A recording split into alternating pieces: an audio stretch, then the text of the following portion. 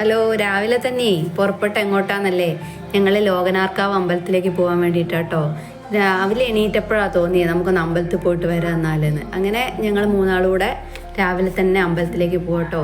ഈ ലോകനാർക്കാവ് അമ്പലത്തിനെ പറ്റിയിട്ട് ഏകദേശം എല്ലാവർക്കും അറിയണ്ടാവും. എന്നാലും അറിയാണ്ട് നമ്മളെ ഇവിടെ അല്ലാതെ വടക്കൻ കേരളത്തിലല്ലാതെ കുറച്ചുള്ള ആൾക്കാരൊക്കെ ഉണ്ടാവില്ല, അവർക്ക് വേണ്ടി പറയാം കേട്ടോ. കോഴിക്കോട് ജില്ലയിൽ വടകരയിൽ നിന്ന് ഒരു 5 കിലോമീറ്റർ അകലെ മേമുണ്ട പറഞ്ഞിട്ടൊരു സ്ഥലമുണ്ട്. അവിടെയുള്ള പ്രസിദ്ധമായ ഒരു ശാസ്ത്രീയ ക്ഷേത്രമാണ് കേട്ടോ ലോകനാർക്കാവ് ഭഗവതി ക്ഷേത്രം. അപ്പോൾ ഞങ്ങളെ വീട്ടിൽ നിന്ന് ഒരു 15 കിലോമീറ്റർ ഉൾവഴി കൂടിയാണ് കേട്ടോ ഞങ്ങൾ പോകുന്നത്. അപ്പോൾ പിന്നെ അവിടേക്ക് ഈ വടക്കൻ പാട്ടുകളിലെ നായകന്മാരുടെ പ്രധാന ഒരു ആരാധനാമൂർത്തിയാണ് കേട്ടോ ലോകനാർക്കാവിലമ്മ. പിന്നെ ഈ ഭഗവതി ക്ഷേത്രത്തിന് അടുത്തായിട്ട് ഒരു ശിവക്ഷേത്രമുണ്ട്, വിഷ്ണു ക്ഷേത്രമുണ്ട്. ഈ ഭഗവതി ക്ഷേത്രത്തിനേക്കാളും കുറച്ചുകൂടെ പഴക്കമുണ്ട് കേട്ടോ ഈ ശിവക്ഷേത്രത്തിനും വിഷ്ണു ക്ഷേത്രത്തിനും കേട്ടോ. ഏകദേശം ഒരു 1500 വർഷം പഴക്കമുണ്ട് കേട്ടോ ഈ ക്ഷേത്രങ്ങൾക്ക്. പിന്നെ ഈ തച്ചോളി ഉദയനൊക്കെ പണ്ട് സ്ഥിരമായിട്ട് ഇവിടെ വന്ന് തൊഴുന്നുള്ളത് കൊണ്ട് തന്നെ ഈ ക്ഷേത്രത്തിന് എന്താണ് ചരിത്രപ്രധാനമായിട്ടുള്ള ഒരു പ്രാധാന്യമുണ്ട്. പിന്നെ ഈ പറയുന്ന പോലെ ഈ കളരിപ്പായിട്ടൊക്കെ നടത്തുന്ന വിദ്യാർത്ഥികളൊക്കെ അരങ്ങേറ്റത്തിന് മുമ്പ് ഈ ക്ഷേത്രത്തിൽ വന്ന് വണങ്ങുന്ന ഒരു പതിവുണ്ട് കേട്ടോ. പിന്നെ കേരളത്തിൽ ഈ വടക്കൻ പാട്ടുകളിലൊക്കെ ലോകനാർക്കാവ് ക്ഷേത്രം അങ്ങനെ നിറഞ്ഞു നിൽക്കുന്നത് കാണാം.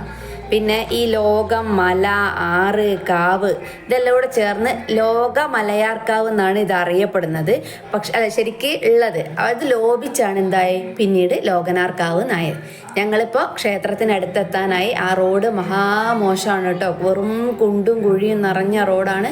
കുറച്ച് ദൂരം കൂടെ കഴിഞ്ഞാൽ അമ്പലത്തിലേക്ക് എത്തും കേട്ടോ. പക്ഷെ ഭയങ്കര കുണ്ടും കുഴിയാണ് കേട്ടോ റോഡിന്. എങ്ങനെയൊക്കെയാ പോയെന്നറിയില്ല, അങ്ങനെ ഒരു തൊട്ടിലൊക്കെ ആടുന്ന മാതിരിയാണ് പോയത്. അങ്ങനെ റോഡ് വളരെ മോശമാണ് കേട്ടോ. അങ്ങനെ ഞങ്ങൾ അമ്പലത്തിലെത്തിട്ടോ. ഇതാണ് ക്ഷേത്രം, ഭഗവതി ക്ഷേത്രമാണ്.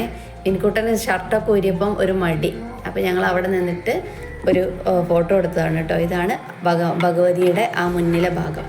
പിന്നെ ഞങ്ങൾ അവിടെ നിന്ന് ഭഗവതീനെ തൊഴുത് ഇറങ്ങി പ്രദക്ഷിണം വെച്ച് അവിടെ കണ്ടത് എങ്ങനെയാ വെച്ചാൽ വിഷ്ണു ക്ഷേത്രത്തിൽ തൊഴുത് ശിവക്ഷേത്രത്തിൽ തൊഴുതിട്ട് ഭഗവതീനെ തൊഴുകയെന്നാണ് അവിടെ എഴുതി വെച്ചത് കണ്ടത് കേട്ടോ.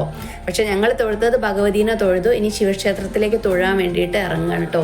എല്ലാവരും ഇങ്ങനെയാണ് ചെയ്യുന്നത്. ഇതാണ് ശിവക്ഷേത്രം കേട്ടോ.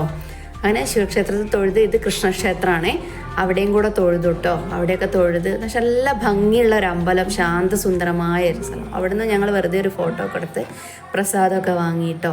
അത് കഴിഞ്ഞിട്ട് അവിടെയും തൊഴുതിട്ട് വീണ്ടും ഞങ്ങൾ എന്ത് ചെയ്യാണ്, മേലോട്ടേക്ക് നടക്കുക, ഭഗവതി ക്ഷേത്രത്തിന് അങ്ങോട്ട് നടക്കുകയാണ് കേട്ടോ. ഇതാണ് ശിവക്ഷേത്രം. പിന്നെ എന്ത് രസമാണെന്നറിയുന്നത്, നല്ല തിരക്കും ഉണ്ടായിരുന്നു കേട്ടോ. എന്താണെന്നറിയില്ല, ഞായറാഴ്ച ആയതുകൊണ്ടോ പിന്നെ അരങ്ങേറ്റത്തിൻ്റെ ചലങ്ക പൂജയും കാര്യങ്ങളൊക്കെ കണ്ടു. ഇത് അമ്പലത്തിൻ്റെ മുന്നിലുള്ള കെടാവിളക്കാണേ. പിന്നെ അവിടുന്ന് ഒരു പായസമൊക്കെ വാങ്ങിയിട്ടോ. പായസമൊക്കെ വാങ്ങി ഞങ്ങൾ ഭക്ഷണം കഴിച്ചു. ഞാനൊരു ഉപ്മാവും കപ്പക്കറിയാണേ വാങ്ങി തിരിച്ച് വീട്ടിലേക്ക് വരികയാണ് കേട്ടോ. അപ്പോൾ ചെറിയൊരു വീഡിയോ ആണ്. ഈ അമ്പലത്തിൽ തൊഴാത്തവരൊക്കെ ഉണ്ടെങ്കിൽ ഒന്ന് പോയിട്ട് തൊഴുതു നോക്കൂട്ടോ, നല്ല ഭംഗിയാണ്, വടകരയാണ് കേട്ടോ. പിന്നെ വേറെ എന്താ, എല്ലാവർക്കും ഇഷ്ടമായെന്ന് വിചാരിക്കുന്നു ഈ ചെറിയൊരു വീഡിയോ. ഇഷ്ടമാവുകയാണെങ്കിൽ എല്ലാവരും ലൈക്കും ഷെയറും കമൻറ്റും സബ്സ്ക്രൈബും ഒക്കെ ചെയ്യണേ. ഇനി ഞാനിങ്ങനെ പോകുന്ന അമ്പലങ്ങളിലൊക്കെ വീഡിയോ എടുത്തിട്ട് ഇടാം കേട്ടോ. Okay, bye bye, thank you.